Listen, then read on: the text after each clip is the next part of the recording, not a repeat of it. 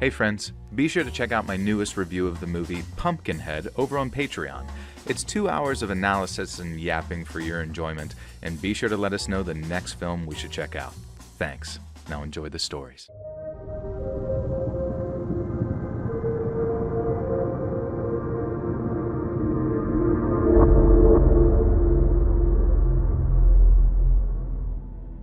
Almost a whole 10 years ago now, in the spring of 2017, I dropped my bag after walking out of a store downtown. It was mortifying. Everyone saw, these two girls laughed, and I had to get on my hands and knees on the dirty sidewalk to gather up my things. That is, until a very handsome man stopped to help. It made me feel even worse in a way, being perceived so hard during the aftermath of a clumsy moment. But at the same time, it was very welcome. His name was Aiden. He had brown hair and brown eyes, and he was kind of like a cross between Pete Davidson and Zac Efron, in that he was handsome, tall, and with a kind of quirky streak, I guess. He helped me pick up my stuff, told me that it happens to the best of us, and then made some joke about how I probably did it on purpose, to show off all the cool stuff I had in there. Now, I told him that unless tampons and IBS medication are now considered cool, then all I did was embarrass myself, to which Aiden jokingly replied that since he helped me out, I should take him out for a drink. Now, I hadn't been on a date in over a year by then, so I half-joked back that he should be careful what he wished for. But that's how we ended up swapping numbers and then talking a little before we arranged a date. We just went for a 20-minute coffee at first, nothing major. And then when seeing Aiden again turned out to be fun, we arranged an actual date, like at a restaurant. Aiden was an attractive guy, but when he showed up to the restaurant, goddamn, he was looking fine. He had a white shirt with the sleeves rolled, and he smelled great. As in, he hadn't drowned himself in cologne like some guys do, which kind of suggested to me a wider pattern of having figured things out, so to speak. He also purposely didn't shave because on our coffee date, I mentioned something about appreciating a little stubble. So not only did he look great, but that kind of showed me that he listened too, you know? Now what I'm trying to say is that it was all green flags, and since I was feeling so smug with myself, I took a picture of him in secret while he was looking down at the menu. I sent the picture to my roommate with a caption saying, "Isn't he beautiful?" Now she replied, "He's a cutie," and then sent back a quirky smiley emoji, and then put my phone down so I could look at the menu. A few minutes went by, and Aiden and I started getting into the nitty-gritty of what we like to eat, like how he wasn't a huge seafood fan and how red meat sometimes felt too heavy for me. A waitress came over and we ordered drinks and appetizers, and then when the drinks came, I picked my phone up off the table to make room for the lady to put the drinks down. And that's when I saw my phone had practically blown up with notifications. All the texts and missed calls were from my roomie, and I saw that one of the texts just said, "Get out now." I read through the others real quick as the lady's putting the drinks down, and then after thanking her, I apologized to Aiden and said my roomie appeared to be having an emergency. He suggested I call her. Now, I said that sounded like a good idea, and then off I went to do just that. Now, once I was outside, I read through her messages to get a better idea of what was going on before I hit call, and this is what I read. My roomie said Aiden was her friend's ex, and that during their relationship, he'd been unhealthily possessive and controlling. My roomie's friend fell for that old cliche of thinking that she could try and fix him, and so she stuck it out for about a month before throwing in the towel and trying to break up with him. But Aiden refused to accept her decision, and not only did he make her life miserable by stalking and harassing her for probably 6 months, but she had to get a restraining order to get him to stop for good. My roommate crammed all of that and more into maybe 10 or 12 short text messages, and then, having read through them, I hit the call button. When she picked up, I didn't tell my roomie that I was on my way to grab a cab or something. I said that I just thought she was wrong. Aiden seemed like the sweetest guy, and it had all been green flags up until then. But when I asked her to confirm the name of her friend's ex, the reply came back in less than a minute. Aiden. My roomie had me on speaker and was texting with her friend whose ex she thought Aiden was. And so maybe a minute after we got the name, my roommate tells me to check my email. Her friend had sent over a picture taken with one of those doorbells with a built-in camera. It must have been a fancy one too, I guess, because it had a night vision setting. And there, in this creepy kind of black and white imagery that showed him with glowing eyes and teeth bared, was Aiden. It was Aiden, all right. There was no mistaking it. But he looked like he belonged in an asylum. He was literally snarling. His eyes looked all wild, and maybe it was just a trick of the light, but it legitimately looked like he had foam frothing from the edges of his mouth, like he was actually rabid. I later learned the picture was a still from a video the doorbell cam had recorded when Aiden stopped by his ex's home and tried convincing her to let him in. She didn't, obviously, but when she refused, he went crazy, and then went on some horrible rant about how she was worthless and wouldn't find anyone better, all that bullcrap. He tried to break into her house too, but apparently came to his senses when she made clear that she was calling the police. And then after that, she had grounds for a restraining order, and so she filed one. Now, I obviously didn't find out all the details until the days after, but at the time, all I needed to see was that picture of him to know that he was a ticking time bomb. But there was just one problem. I had been way too open with him during the first week of talking. Maybe it was the meet cute and how much like a rom-com it felt, and I know him being so hot contributed a whole lot too. But considering this guy was a total psycho, I'd given him way too much personal information to feel anywhere near comfortable in just ducking. My roommate told me to give him an excuse, to say that she'd been in a minor car accident and was really shook up about it or something, and so that's what I went with. I walked back into the restaurant, told him I was so sorry, but that there had been an emergency and I had to go. I told him about the car accident, and at the time, he was just like, "Oh my God, that's terrible. Go be with your friend." But there was something going on underneath, something which made me think that he hadn't altogether bought it. I grabbed my things, walked outside, and grabbed a cab. Now my heart was racing the whole time, and as soon as I managed to catch one, I was on the phone with my roommate saying, "Okay, I'm out of there, now what?" And then once I got home, what followed was more like a war room than a discussion, because we had to figure out how I was going to ditch Aiden without him getting upset and offended. But luckily, we had his ex around to help talk us through it. Now I thought a kind of death by 1,000 cuts approach would work, where I just sort of like tell him I was busy over and over until he got the message. But his ex said that that wouldn't work. Aiden was an emotional train wreck, but he wasn't dumb, and he wouldn't appreciate being lied to like that. It'd wound his pride too much, so that was off the table. But lying itself wasn't off the table because according to his ex, we needed to go big. We needed something he wouldn't, or rather couldn't question, but also something he couldn't, disprove. And if I told him a close relative had died, a grandparent or elderly aunt, for example, he might ask about a funeral or something. But if I told him my pet died, and that I'd already taken my dog to be cremated, that was sort of foolproof.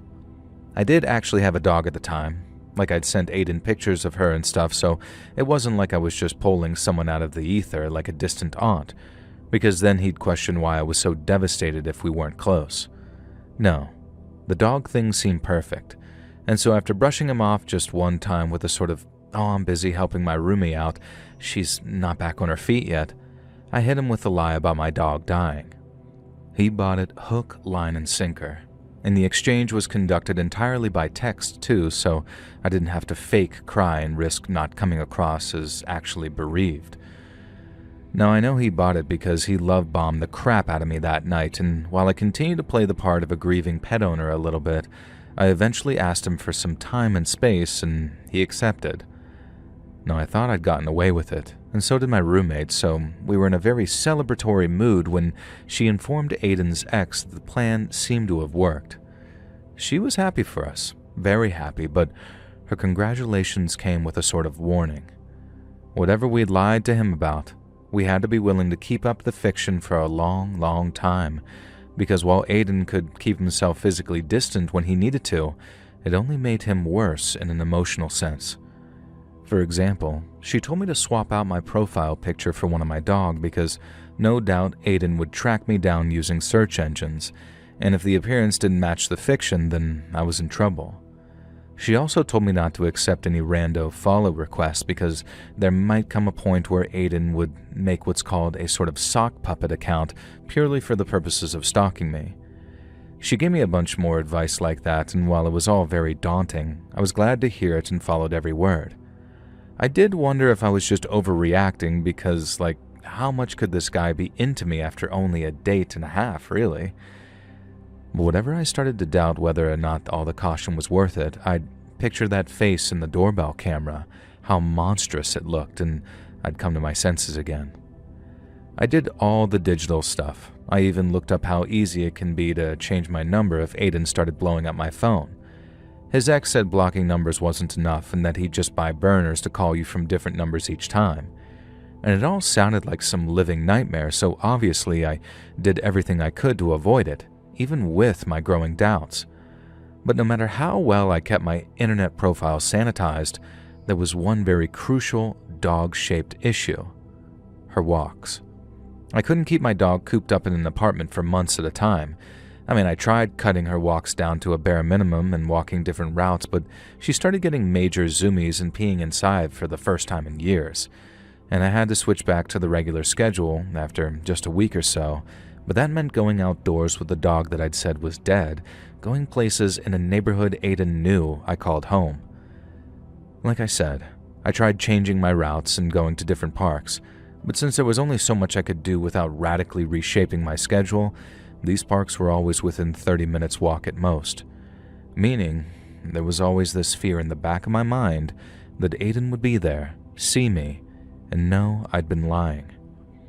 He ended up texting me a few times, asking if I was okay, and I gave him a couple of very convincing maybes before I finally told him I just wasn't in the right headspace to date. I said losing my dog had me thinking about the finite nature of relationships and how losing those close to us was the worst thing in the world. And while that was all in the forefront of my mind, I couldn't date in a way that was honest, truly honest with myself and with that person. Now, it was all complete crap, but like I said, he seemed to buy it well enough because he left me alone, his text stopped, his DMs stopped, and he just dropped off the map, much to my infinite relief. The more I took my dog on her walks, the more I started to relax. And then one day, I walked out of my apartment with my dog, kind of half paying attention to my phone, and right away, she started tugging on her leash. Now, I looked up, and she's trying to make a beeline for what looked like a pile of ground meat that was just sitting there on the sidewalk.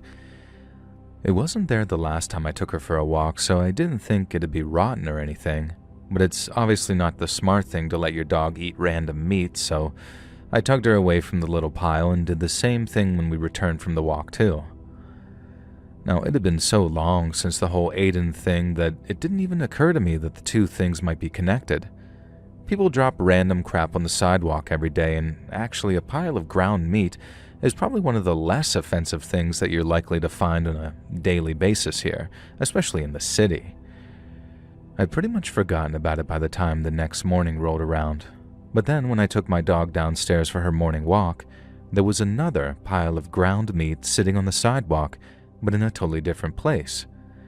And that's when I started to think, okay, this isn't just some coincidence now, but I also heard about people trying to tame crows like that, so I didn't sort of assume the worst. I just thought it was strange. But then, as I'm on my way back from the far dog park that I've been taking her to walk, I saw another lady walking a similarly sized dog in front of me. We were both walking at around the same speed and were headed in the same direction, so I was maybe 50 yards from her when she stopped near my apartment building and started chatting with someone she evidently just bumped into.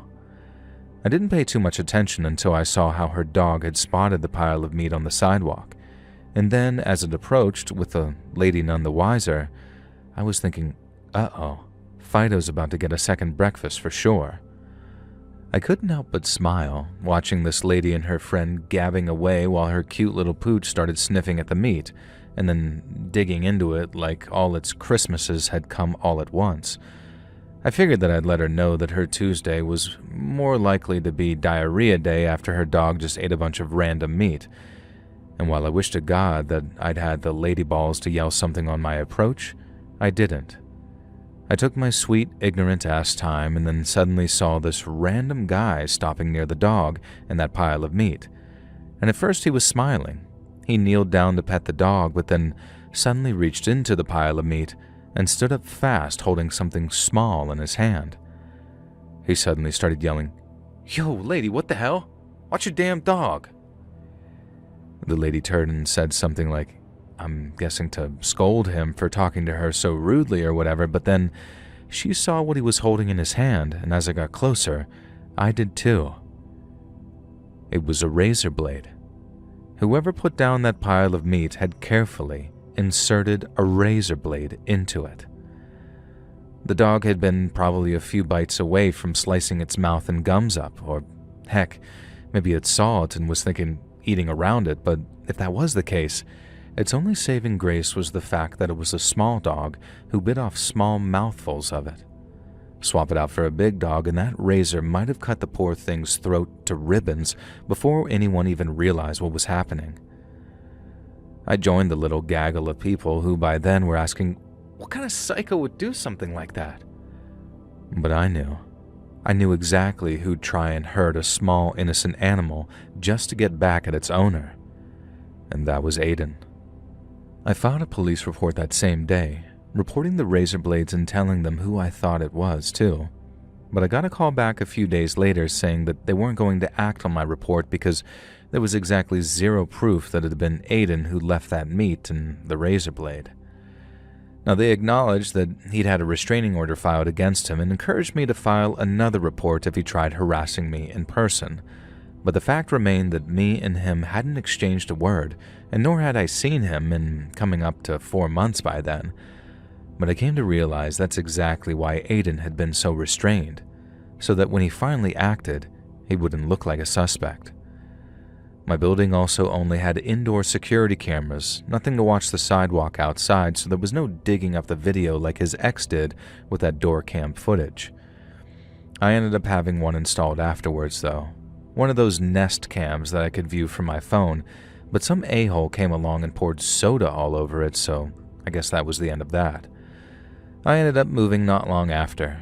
The Nest camera, in its brief tenure, didn't pick up anyone dropping any more meat, and it didn't catch anyone standing across the street staring up at the apartments or anything either. Now, I didn't even know for sure that it was Aiden who put those razor blades in that meat, but you know who was certain it was him? His ex. She said that that was likely something he'd do and that in all likelihood, he cruised to places he knew I might be and saw me walking my dog. She said it wouldn't be like him to just drop something and move on, and even if the whole lie about my dog had been the truth and she really had passed, he'd still have to come to doubt it at some point and start wondering if I was lying to him.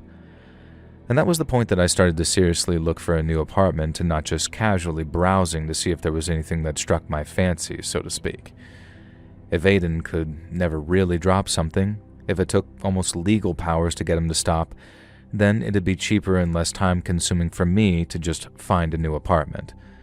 And the whole thing gave me a total complex about dating for literally years, and it wasn't until I met my current boyfriend that I actually started to relax and be myself again. So girls, please, don't just meet up with a guy that you met online after almost a week. Do a little research, ask around, because even in big cities the dating pool is surprisingly small sometimes, and you might just save yourself from going through the same tiresome bullcrap that I did.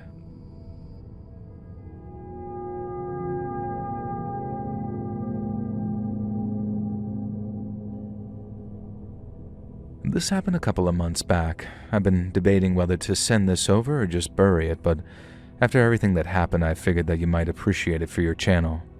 I've changed my name and a few details in case anyone's still sniffing around, but the core of it is true.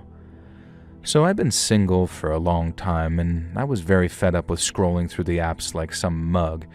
Then, out of nowhere, This girl, Chloe, slid into my Insta DMs and I thought my luck had finally changed. She was like my absolute dream girl. Dark hair, big smile, and from her photos, she looked like she was honestly a riot. We chatted for a week or so and she seemed cool and we were into the same music and joked about the same stupid things. And I felt like we had a ton of chemistry, so it wasn't long before I asked her out and we arranged to meet somewhere on a Saturday night. Now, I turned up at this nice little bar near the canal, and with my after-shave and shirt on, I didn't have to wait long for Chloe to turn up, and when she did, she looked even better than her pictures. The date went great at first. It was easy to chat, tons of laughing, and she kept touching my arm, very flirty, which was honestly a rush. I thought she was the girl of my dreams, and then after a couple of drinks, she suggested we go for a walk to this quiet spot with a nice view over the old warehouses. She said it would be romantic, and I was that excited that I didn't even question it. We wandered off from the main part of town through some side streets and then down towards an empty industrial area. Now, it was towards the end of April, so the sun was starting to go down at about 8:30, and it made the sky look really nice as we went. And she was right. It was very romantic, and my head was in the clouds by the time we got to this old factory with a gap in the chain fence. There was graffiti everywhere, and it didn't look like anyone had been there in years, but Chloe said that she used to go there for adventures with her friends when she was a kid. I thought that sounded really cute, and so in I went after her, like some absolute dummy. And then once we were actually inside, that's when everything went sideways.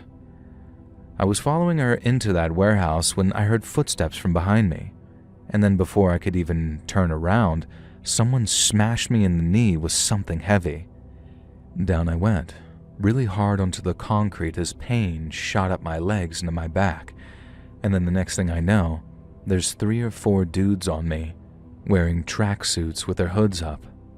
One of them had a bat or a pole and was hitting me with it, but another had his phone out filming. They didn't say anything at first, just started laying into me as I screamed out in pain. I tried to curl up into a ball and cover my head, but they were going for it, kicking my ribs, punches to the face, everything.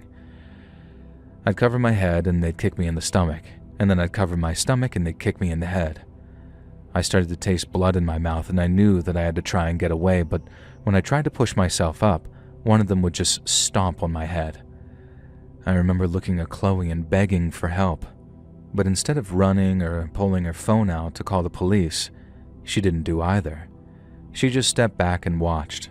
Not shocked, almost bored, like she'd seen it all before, and that hurt worse than the kicks or punches, realizing that it had been nothing but some trap. But while I asked why me in my head, I didn't have to wait long for an answer. They kept going until I stopped trying to get up, and then one of them leaned down close, really close, and told me something like, "This is what happens when people don't learn lessons." I have no idea what they were talking about at first, but then it hit me. They had to have been talking about my brother. There was no other explanation. Now, we hadn't spoken in about 3 years at the time, mainly because he's a complete idiot.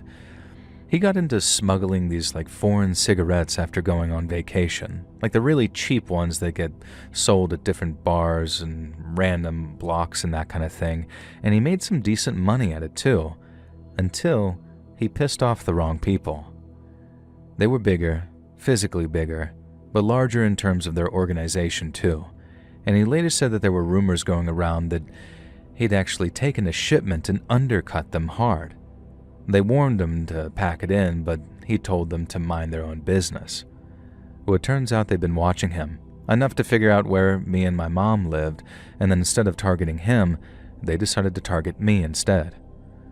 Chloe wasn't some baddie that had slipped into my DMs. She was a lure, and they'd picked me because I was the soft target, the younger brother who actually had a normal life and wouldn't suspect anything. Their plan was to get me, film me, and then send it to my brother as a message. A real old-school intimidation tactic, and you know what? It worked. I don't know how long the kicking lasted. It felt like it went on forever, but it probably lasted only a couple of minutes. And then after saying something like, "Say hello to your brother for us," They just walked off laughing, calm as can be. And Chloe was laughing too, and like I said, that was honestly worse than all the kicks and punches. Being jumped is one thing, but me being stupid, a gullible idiot, and believing that she was interested in me, that hurt stayed with me long after the bruises.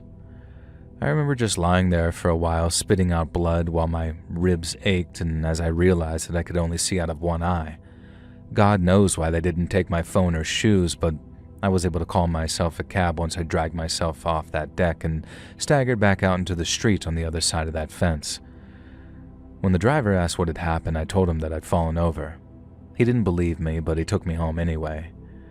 I spent the next week just completely dead on the sofa with painkillers and ice packs after telling work that I just had a bad stomach bug. The ache stopped after a day or two, or 3 really, and I still stayed for a week, probably because I was depressed or something, and I just didn't want to admit it. I found out later that my brother got the video. He called me a few days after for the first time in years, and his voice sounded incredibly shaky. He said he was sorry, that he'd paid what he owed plus extra and got out of the game, and he basically begged me to forgive him too. I told him to F off at the time, but these days I do appreciate him reaching out because it meant a lot. Mom's happy we're talking again, even if it is awkward, but I'm still just jumpy going out after dark. This girl I thought was perfect turned out to be bait in someone else's fight, and the whole date was just theater from the start. It made me wonder how many other guys they've done it to, which other hands Chloe has held while leading them right into a trap like it was nothing. Dangerously cold-hearted, man. Dangerously cold-hearted.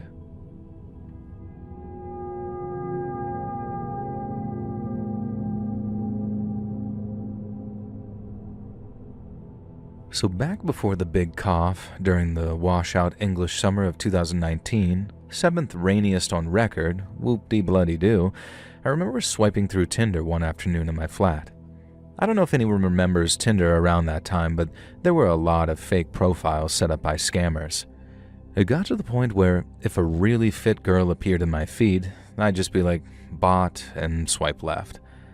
But then that afternoon, as I'm sitting there swiping with the rain pittering and pattering on the windows, this absolute fox appeared in front of me, and I hesitated. Her name was Anna, 1 N by the way, and she looked like an elf, the Tolkien kind, but covered in tattoos. She also had these big green eyes, almost white gold hair, and whatever she did for exercise, it was doing her proud. There were pictures of her at music festivals and a nightclub and at some vegan cafe-looking place, and in every one she looked like a freaking supermodel. But for some reason, my now built-in bot detector was only giving off a mild alert. All of Anna's photos looked legitimate, so just in case she was actually real, I swiped right and then hoped for the best. A few hours later, my phone chimed with Tinder's signature tone. I got that little dopamine rush that came with knowing that I had a match, but when I saw who had matched me, I had 2 waves wash over me, each one made of distinctly different disbelief. Now, the first was, no effing way. That girl just swiped right on me, but the second was more like, there's no way this girl is real if she just swiped right on me. Now, not to sound too lacking in the self-esteem department, but I hardly consider myself Anna's type. So instead of going with my usual, "Hi there, how's it going?" I just cut to the chase and asked her, "Are you real?" She sent back a laughing emoji, and then after explaining why I'd asked her that, she seemed very flattered and most definitely not a bot. I then asked what kind of scam she was pulling, and if I went out with her, was I going to wake up in an ice bath the next morning with my kidney missing? Now, she sent me back another laughing emoji and then the text saying, "Only one way to find out, right?" I asked her if she wanted to meet up for a drink, and she said sure, and asked where I was based. And then when I told her, she said something like, "I can be there in 20 minutes. And the reply kind of knocked me for 6 because we'd only just matched and she wanted to meet right away. Every girl I'd matched with had wanted to chat for at least a few days before making arrangements, and yet there was this gorgeous nymph creature who wanted to meet little old me right away. And it made me think of the word scam all over again, because seriously, who the hell meets up with someone from the internet that they met that day? Well, Anna apparently, because after asking for my number, she gave me a call and explained her logic. The first thing I noticed was how pretty her voice sounded, and maybe this was like a purely subjective thing, but I found it almost hypnotic. Now, she was really well spoken, which I find very attractive as a rough northerner, but she had this really raspy, sleepy thing going too, which was also very attractive, but in a kind of calming ASMR sort of way. So right away I'm thinking, if this is a scam, it's going to be a very relaxing one. But when Anna explained herself, she actually made sense. Like I mentioned, we'd been having the worst summer for literally years in terms of rain, wind, and clouds. July looked more like early April in parts, and the entire country was watching their summer quite literally go down the drain. Anna said that she wanted to get out of the house and have some actual fun, even if it was just another indoor space. She also said that she was pretty stressed out and had been arguing with her family about stuff, so she wanted to get away for a while, if only for a few hours. She said I seemed cool and, more importantly, safe, in which case, why not meet me today? Now I started seeing it as a golden opportunity to cheer up a very pretty girl and quite possibly reap the benefits of having done so, whatever those benefits may be. Because after all, and in the words of Dolly Parton, I'm just a man. We met at this little bar maybe 5 minutes walk from my house. I said that I'd walk down after a quick shower, and granted it took me a while to get my appearance looking right, but when I got there, Anna was sitting there waiting for me. She was twice as beautiful in person, and the only thing I found slightly off-putting were her teeth. I don't mean they were ugly or anything. She didn't need any obvious dental work done, and her breath didn't smell bad or anything, so I'm assuming she brushed them before she left the house. And so while telling myself not to be so effing judgmental about an objectively gorgeous girl, I just sat down and we got chatting. Anna was a dream. I'm being honest. Now, it might sound crazy considering what I'm about to tell you shortly, but to this day, the first half of my date with Anna was the best I'd ever been on. Now, I don't harp about it too much, don't worry, but I feel like I've banged my drum about her enough already. But it was so much fun that when she came back with our 4th round of drinks and asked me a very unusual question, I didn't even hesitate. She came back to the table, put our pints of Guinnesses down, and said, "Listen, I got a bit of a favor to ask. No hard feelings if you say no, because it might seem a bit weird, but can I stay over at your place tonight?" In my head, I'm saying, say yes, say yes, say yes. And it definitely read on my face that I was delighted, and I still managed a pretty cool, "Sure, why not?" And then she kissed me. I know that sounds totally like and then everybody clap type moment, but like I said, it was the best date I've ever went on. She didn't just smile when I said yes, she beamed, and when she did, she looked radiant. So when this golden-haired elven queen leaned across the table and literally pulled me in for a kiss, I was too stunned to even kiss her back at first. When she pulled away, and with the entire bar looking at me like, "Who the F is this player?" she told me, "Sorry, I just really appreciate it, and you look really hot."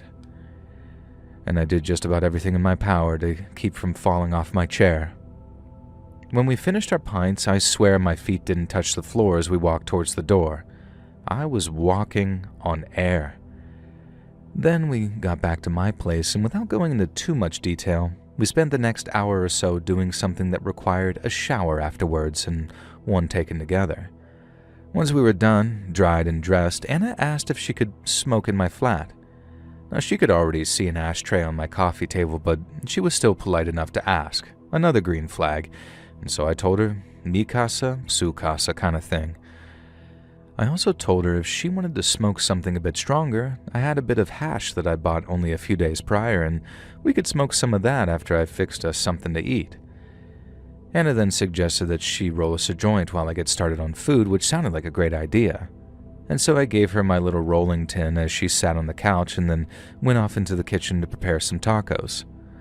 Now, the way my flat was set up was with an open kitchen and living area, so while I'm in the kitchen, I could literally see Anna on my sofa, leaning over the rolling tin and making our spliff. Granted, I wasn't exactly watching her like a hawk or anything, but everything seemed kosher by the time she'd finished her rolling and lit the thing up. She took 2 poles and then offered it to me, but since I was busy frying up some marinated pork, I said that I'd take it in a minute or two. And then once the pork was cooked nicely, I took it off the heat and walked over to Anna to take the joint from her. The first thing she said when I took it was, "Sit down with me." But I told her no, not yet, because I still had tacos to assemble. I was starving. I took 2 deep drags of the joint and then passed it back to her, and as I did, I noticed that she had this certain look about her. Slightly anxious, but also slightly excited. She joked about me being judgmental about her rolling abilities, so after assuring her it was a good effort, I walked back into the kitchen to carry on cooking. I remember rehydrating the corn tortillas that I had stored away when suddenly my hands started to feel almost loose on the panhandle. Not in a clumsy way, it was more of a subtle slowness, like my hands had suddenly been submerged in this warm water.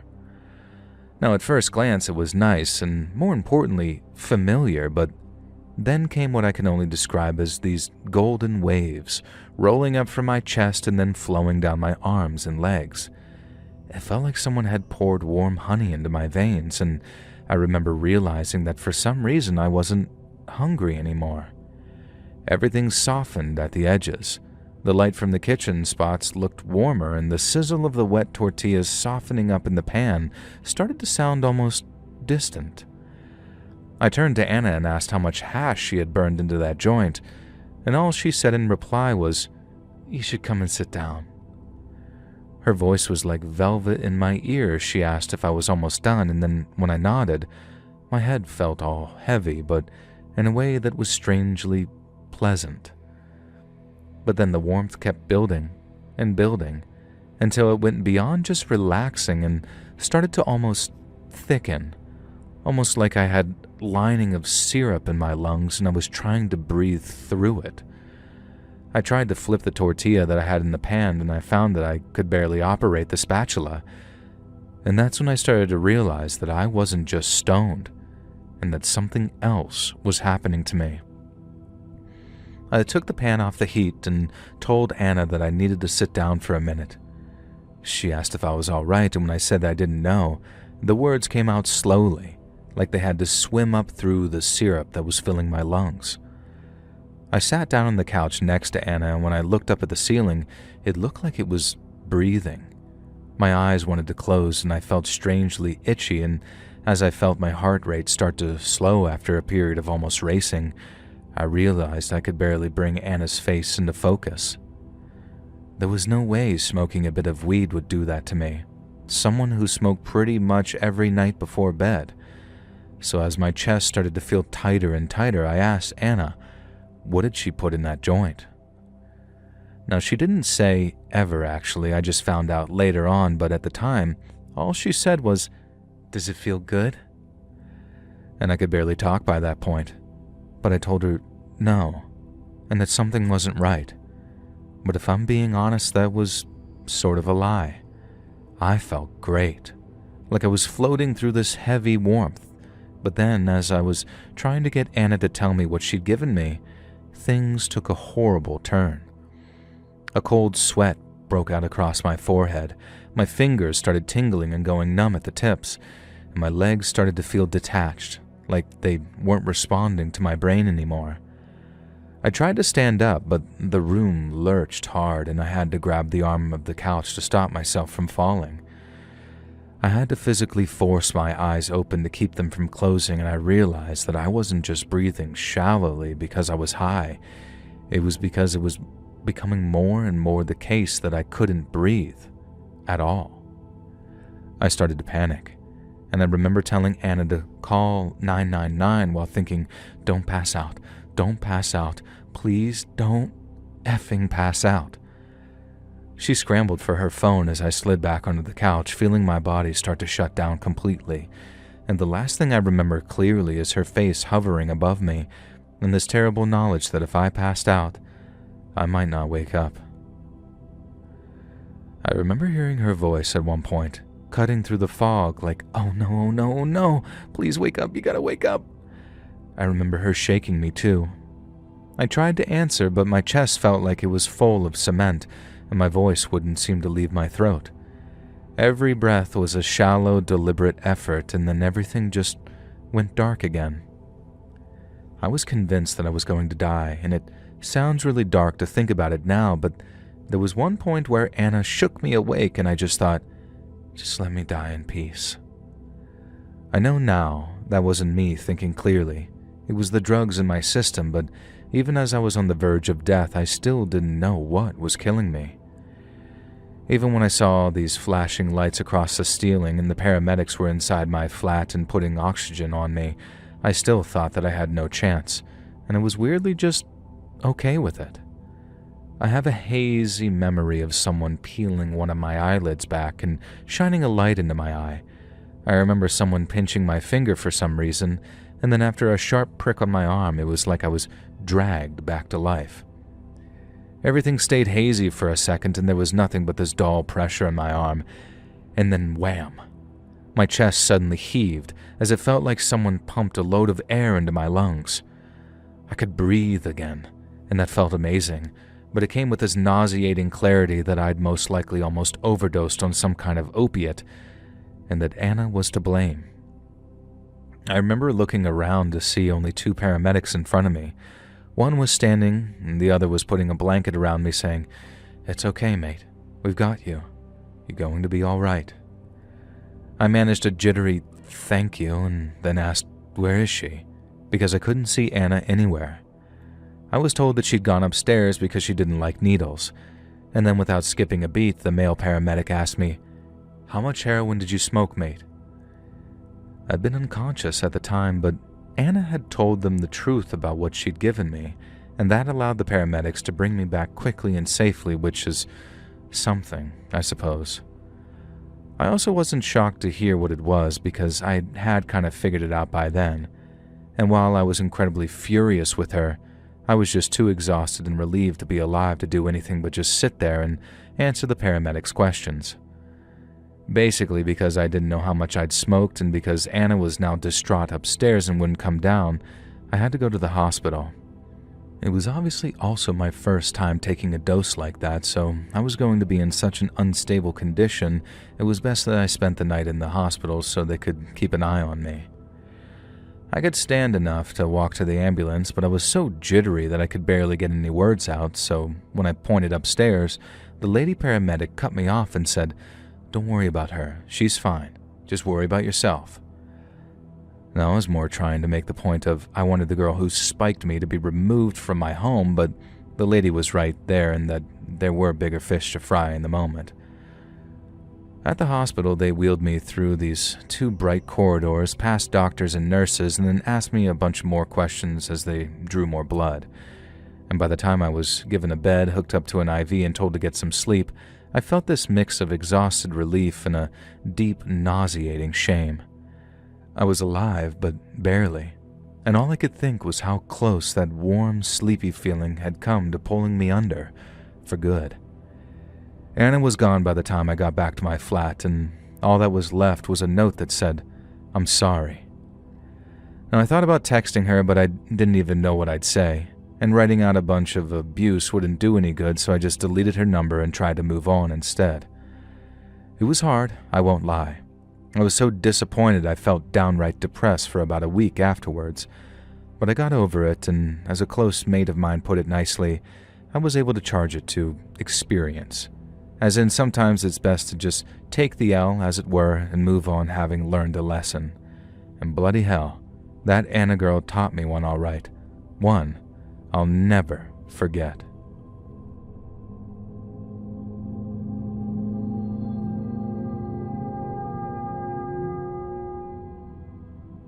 I've been watching your channel for a while, and I kind of hoped that I'd never have a reason to write in, but that all changed a few weeks back, so here I am. I'm still kind of processing it, so I figured that it might help to write it all down. So, straight up, here's what happened. I'm 28, I'm single, and I work a decent job in the city. And then one random Thursday, I'm grabbing some coffee at this little spot near my office when this woman walks in.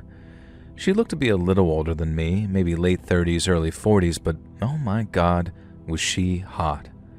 Now, I'm subtly checking her out, and then we end up next to each other at the counter because this poor overworked barista managed to mess up both of our orders, and so I figured I'd shoot my shot. It turns out her name was Lauren, and she wasn't just beautiful either. She was smart, funny, confident, and flirty in a mature way that made me feel like I was the interesting one. I asked if she was single, and she said yes, and then after exchanging some cell phone numbers, I was riding high for the rest of the day. Now, I had to almost literally restrain myself from texting her too soon because I wanted, not really, I needed to play it cool.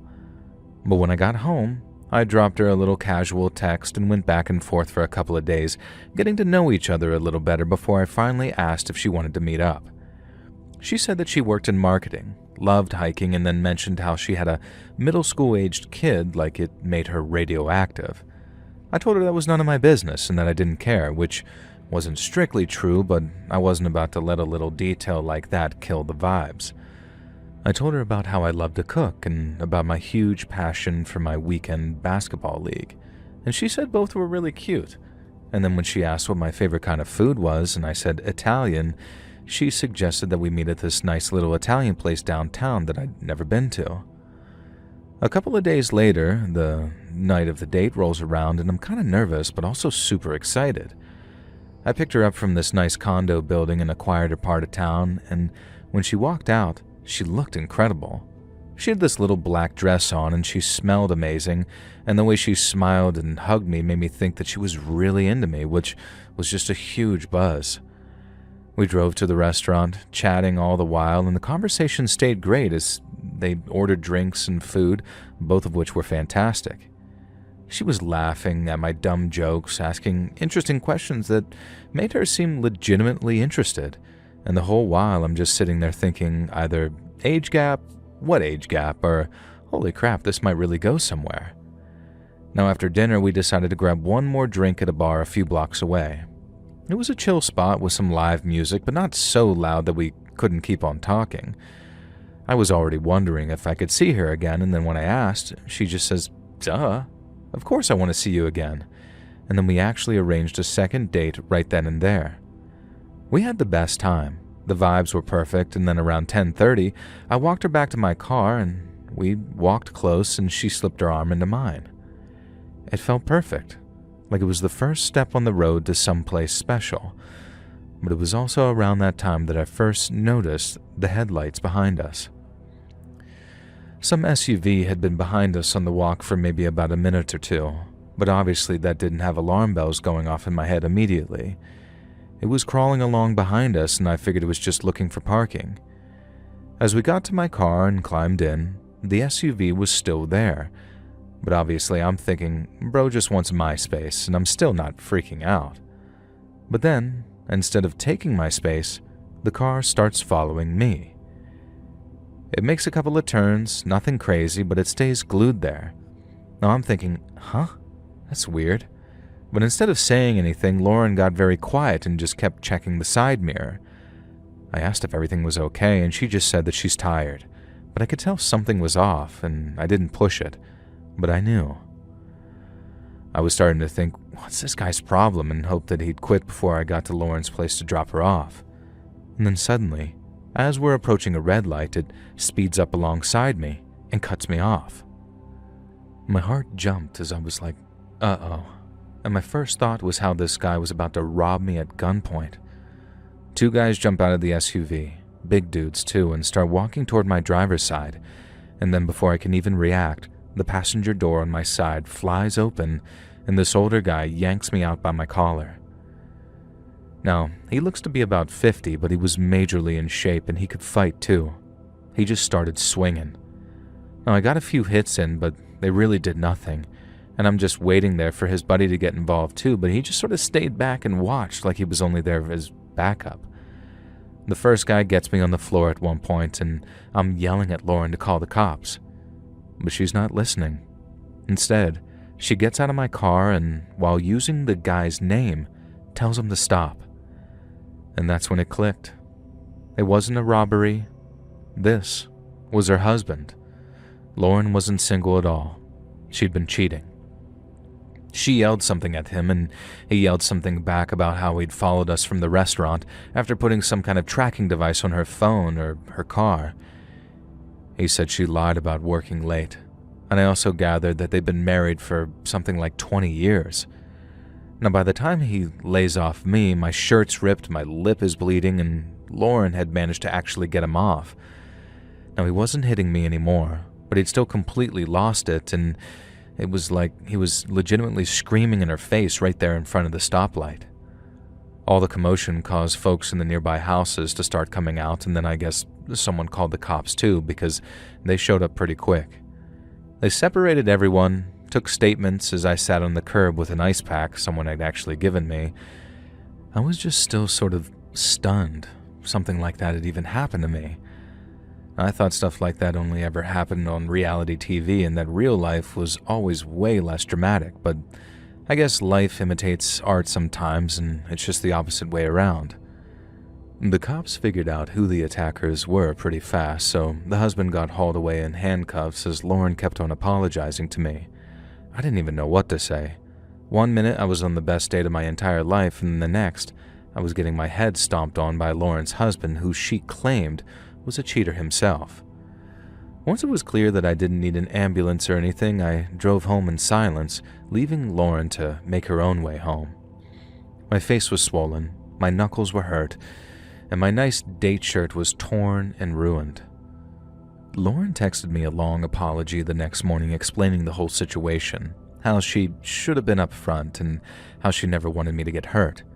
But I haven't replied to it, not yet anyway. Part of me is mad at her, but another feels bad for her. She just wanted to feel some excitement and connection, I guess. I mean, aside from the revenge she wanted. Sometimes I look back and sort of laugh at the clues that I missed. How she always wanted to meet at places away from her neighborhood and how she never invited me up to her place that night. How her phone was always face down. But she was so warm and fun that I didn't question it. Hard lesson and hard learned, I guess.